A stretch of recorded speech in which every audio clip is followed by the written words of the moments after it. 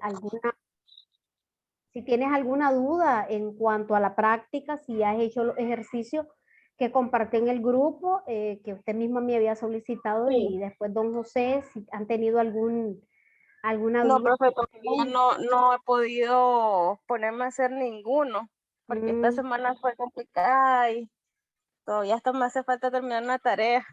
Ay, Padre Santo. Bueno, de todas maneras, ya sabe que cualquier duda usted me escribe ahí al Sí, grupo, me escribe al privado para poderle orientar debidamente, porque el objetivo es que aprovechemos también el día de hoy, aprovechemos ya para la próxima semana, que ya es el último encuentro, para poder aclarar dudas respecto a los temas que se van a evaluar en cuanto a la parte de los pasivos laborales, que ahí es donde está la parte dura o fuerte para ustedes en el examen que van a realizar, y que queden pues lo más despejado posible.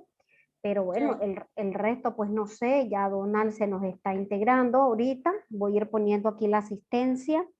Buenas tardes, Donald. Vamos a ver, aquí tengo Donald y aquí tengo a Xochitl. Vamos a ver si don Javier o don José se nos logran unir más tarde. Hola, Donald. ¿Tienes alguna duda respecto a la parte práctica o no has podido desarrollar ninguno de los ejercicios? No he tenido tiempo, profe. Ah, ok, perfecto. Ok, de todas maneras ustedes ahí lo van haciendo conforme su disponibilidad. Lo importante es que logren hacerlo antes del examen para que no estén ahí pegando carrerita a última hora, porque yo sé que tienen varios exámenes que realizar, y yo sé que la mayoría del caso de ustedes, que si es de contabilidad, son de números, son de cálculos, y bueno, de todas maneras ya saben que me tienen a la disposición.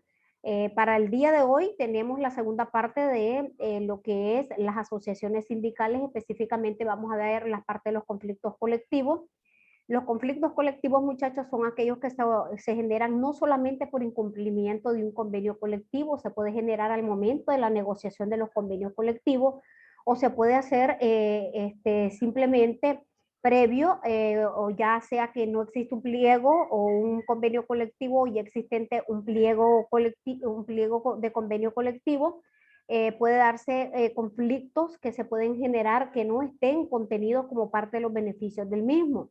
Entonces, puede ser por alguna política o alguna disposición que el empleador a última hora disponga y que afecta de manera directa los derechos de los trabajadores.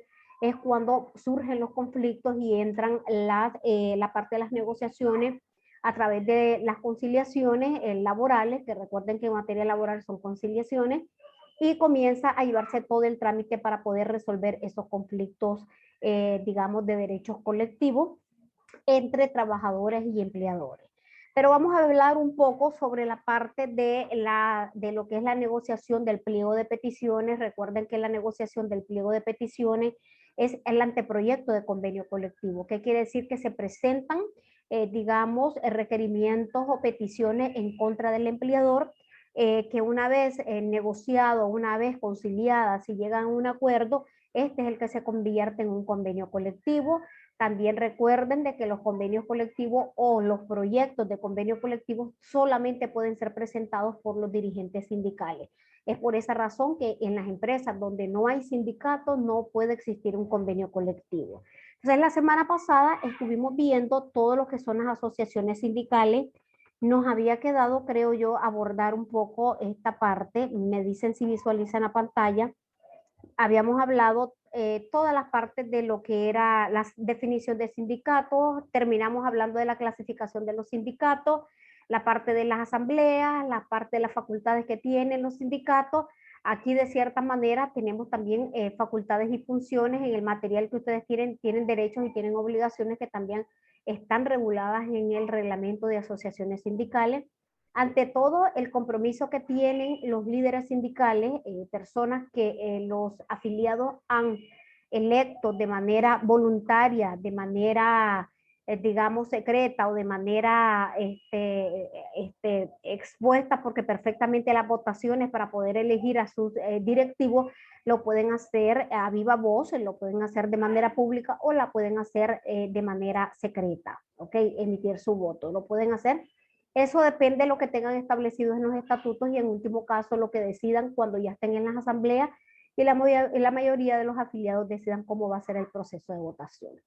ante todas las facultades que tienen y funcionan los sindicatos, y eso debe de estar, digamos, como prioritario, que deben de trabajar para mejorar las condiciones de trabajo de todos los miembros y de todas las personas que laboran en la empresa, ¿okay? Indistintamente que sean afiliados o no afiliados. En segundo lugar, celebrar los convenios colectivos, porque de esta manera se garantiza mejorar esas condiciones y se estaría cumpliendo con el numeral 1 que estamos refiriendo en cuanto al mejoramiento de los derechos de los trabajadores. Entonces se presenta este pliego de peticiones o convenio colectivo en la cual se establecen mejorías. En el caso, por ejemplo, yo les decía la semana pasada, si el Código del Trabajo establece que el trabajador tiene derecho a 15 días de vacaciones después de haber laborado 6 meses para el mismo empleador, perfectamente un convenio colectivo se puede establecer de que ellos van a acumular, qué sé yo, 20 días en lugar de 15 después de los 6 meses. Eso es superior a lo que está en el Código del Trabajo y es permitido, ¿okay? Lo que no es permitido es establecer condiciones inferiores a las que ya están reguladas en el Código. Ahí sí es violatorio a la ley y a los derechos de todos los trabajadores. En tercero, representar a sus miembros en todos los conflictos, controversias que se den o reclamaciones para poder ejercer, digamos, su derecho y realizar acciones diversas para el mismo ejercicio de la defensa.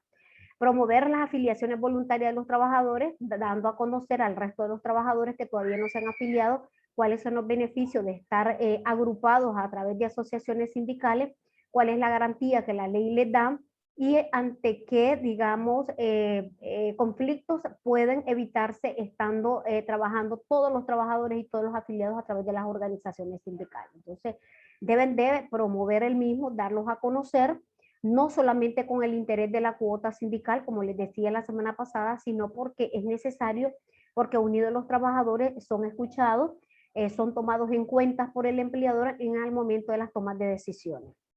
Se tiene que promover la educación técnica y general de los asociados, o sea, estamos hablando de todos los afiliados, no solamente para los miembros directivos. ¿De dónde se saca esto? Bueno, haciendo convenios o alianzas con universidades o centros técnicos de educación superior para efecto de poder apoyar a todos sus afiliados y no solamente limitar esto a través de becas, de que puedan, digamos, concederles estas instituciones y los afiliados puedan seguirse capacitando y puedan seguirse educando. Hay muchos que inclusive no han sacado la secundaria y pueden a través de estos convenios buscar la manera como aperturar grupos de educación de adultos en días y horas en las cuales los trabajadores puedan asistir y puedan ellos sacar su certificado de bachillerato. Inclusive hasta eso pueden lograr. Pero bueno, todo es el interés que tengan los miembros directivos de efectivamente trabajar en conjunto para poder lograr, ¿verdad?, todos estos fines. Deben también participar en el ámbito de gestión administrativa, pero determinados por la ley. ¿A qué se refiere esto? De que todos cambios que se den en la parte estructural o administrativa dentro de la empresa a la cual ellos pertenecen, el empleador debe de tomarlos en cuenta para efecto de realizar todas las gestiones correspondientes, puede inclusive unificar esfuerzo con el mismo empleador para poder lograr esos objetivos. Perfectamente ellos pueden ser llamados a las reuniones, a las asambleas correspondientes, en la cual se reúne el empleador y los trabajadores y explicar las situaciones de las empresas.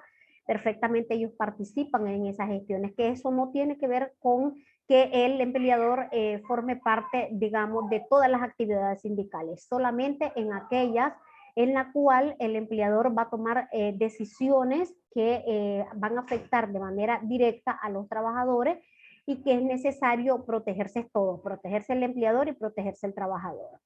Denunciar ante los funcionarios competentes, tanto administrativos como judiciales, cualquier violación que se dé al convenio colectivo y al contrato de trabajo, al reglamento de asociaciones sindicales, a los convenios internacionales en materia sindical.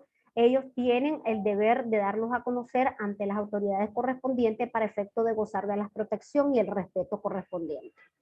También deben de mejorar aquellos sistemas de protección de riesgo, esto es en materia de higiene y seguridad, para efecto de evitar que los trabajadores sufran accidentes innecesariamente, accidentes de trabajo.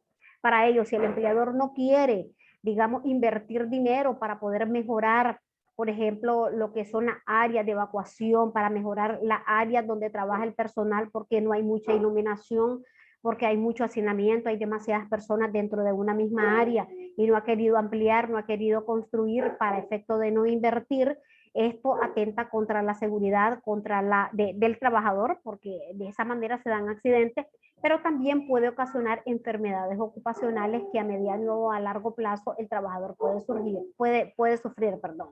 Entonces, los dirigentes sindicales perfectamente pueden proponer alguna alternativa, propuestas y reclamos ante el empleador para efectos que se mejoren y garantizar esa seguridad y higiene ocupacional.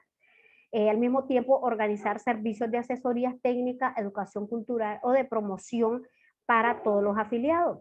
En este sentido, en cada empresa, los sindicatos promueven deportes y promueven ferias, promueven actividades culturales en las cuales los trabajadores, qué sé yo, participan en diferentes actividades, mujeres, varones, ya sea en baile, ya sea en canto, ya sea en béisbol, en fútbol. Todo eso lo tienen que promover. En algunas empresas privadas, aunque son pocas hoy por hoy, se ha promovido también la parte, y que lo han hecho a través de las organizaciones sindicales, y han gestionado, alegando que esto es parte de la salud ocupacional de los trabajadores y evitar el estrés laboral, gimnasios dentro de las empresas. Y gimnasios en los cuales el trabajador puede hacer uso del mismo sin costo alguno o sin costos adicionales o deducciones salariales a ejercitarse en esa área antes de iniciar las labores o posterior a la finalización de las labores.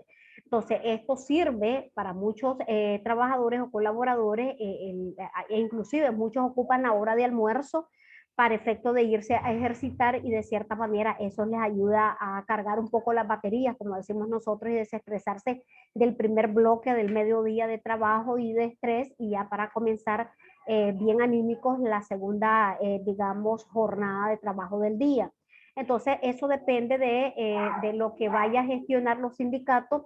Perfectamente lo puede hacer con el empleador, que le dé el espacio físico, que pueda colaborar con algunas máquinas, inclusive puede solicitar donaciones a otras instituciones de máquinas de ejercicios, o pueden comprar a unas a bajos costos que perfectamente pueden mantener dentro de esa área de ese gimnasio, o buscar balones para efectos que también el personal pueda jugar en sus momentos, en sus tiempos libres. Todo eso ayuda a desestresar la carga laboral que tienen los trabajadores.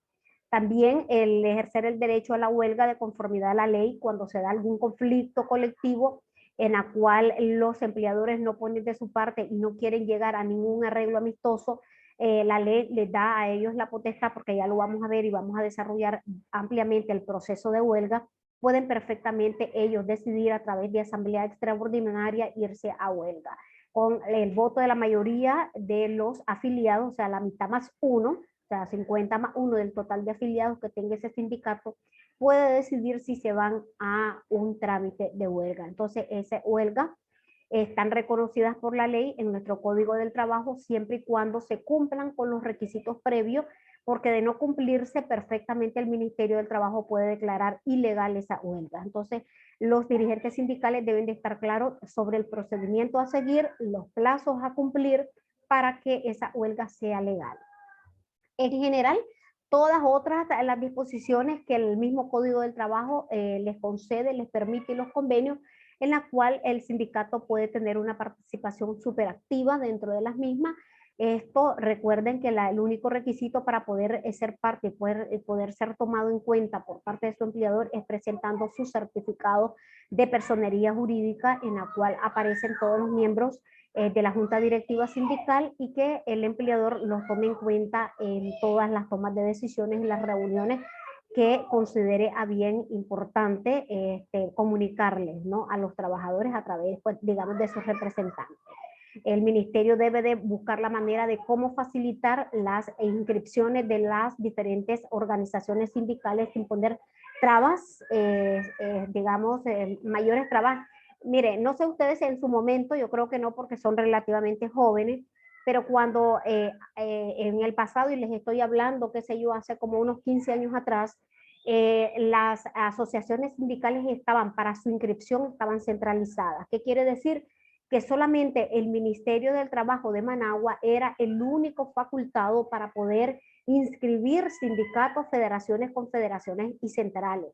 En las regiones departamentales o las regiones de la costa Caribe Norte y Sur, tenían que venir hasta Managua para poder inscribir su sindicato. Hoy por hoy ya se descentralizó con el objetivo de dar, digamos, las facilidades a los trabajadores para que se puedan organizar sin necesidad, digamos, de ponerse en peligro, de que el empleador se dé cuenta que viajaron a Managua para poderse inscribir, sin incurrir en costos adicionales de transporte, de hospedaje, alimentos, por solamente el hecho de llegar hasta Managua a inscribirse.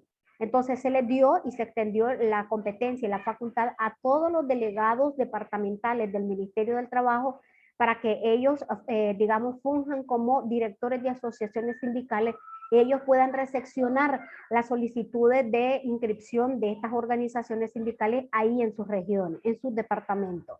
Ya no necesitan trasladar todo eso a Managua y perfectamente pueden hacer esas gestiones. Otro punto que ha cambiado hoy por hoy es el hecho de que al momento de revisar las solicitudes, se evitan en este particular solicitar impugnaciones. Antes sí, cuando existían trabajadores que no estaban de acuerdo o trabajadores que eran manipulados por los empleadores, presentaban impugnación de inscripción de sindicatos porque no estaban de acuerdo, porque alegaban que se había constituido ilegalmente, que los trabajadores no habían participado, etcétera. Entonces los trabajadores temerosos tenían que firmar esas impugnaciones y el Ministerio del Trabajo abría un proceso administrativo para poder investigar si efectivamente se había realizado la asamblea constitutiva del sindicato o no, y resolvía los recursos de impugnación. Entonces, ese procedimiento paralizaba el proceso en sí de inscripción del sindicato o de la federación o de la confederación, la central. Hoy por hoy no hay impugnaciones, ¿qué quiere decir? Que no puede ni el empleador, ni trabajadores, ni afiliados presentar impugnaciones en contra de trabajadores que estén solicitando inscripción de sindicato. Solamente no se abre procedimiento, pero sí se revisa en el caso de que existan otros sindicatos ya en esa empresa y que la denominación es parecida. Porque recuerden que no pueden existir sindicatos con denominaciones o iguales o parecidas, ya que tiendan a confundirse, tienen que ser únicos. Entonces, si están utilizando denominaciones similares a las ya existentes, perfectamente, pero eso no te abre un proceso de impugnación, solamente se les manda a los trabajadores solicitantes, a los afiliados del sindicato que está solicitando inscripción, a que cambien el nombre, o sea, los mandan a subsanar, pero no se lo deniegan, no es causa denegatoria ni tampoco es causa de proceso administrativo. Entonces eso también es algo novedoso que tenemos hoy para hacer el proceso más ágil, más rápido y poder inscribir en el menor tiempo posible estas organizaciones sindicales. Entonces, los motivos en los cuales el ministerio puede negar de conformidad al 213 del Código del Trabajo y el artículo 13 del Reglamento de Asociaciones Sindicales una solicitud únicamente si los objetivos y los fines que señalen tanto en el acta de constitución como en los estatutos no se ajuste a lo consignado en el Código del Trabajo, que dijimos con anterioridad y lo dijimos en el numeral 1 y 2 de la presentación anterior, el mejoramiento de las condiciones de trabajo y la celebración de convenios.